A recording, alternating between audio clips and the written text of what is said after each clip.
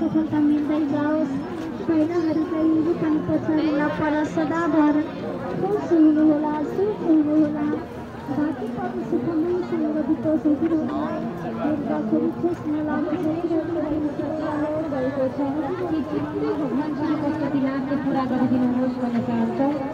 सबैले दान गर्नुहोस् है हाम्रो बुवा दाजुभाइ दिदीबहिनीहरू जति पनि यस मन्दिरमा पाल्नु भएको छ।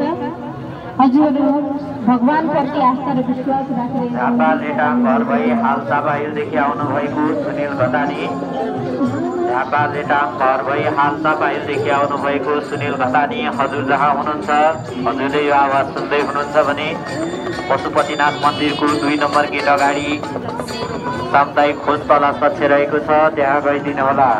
हजुरको साथी राजन मगर हजुरलाई पुरिराख्नु भएको छ।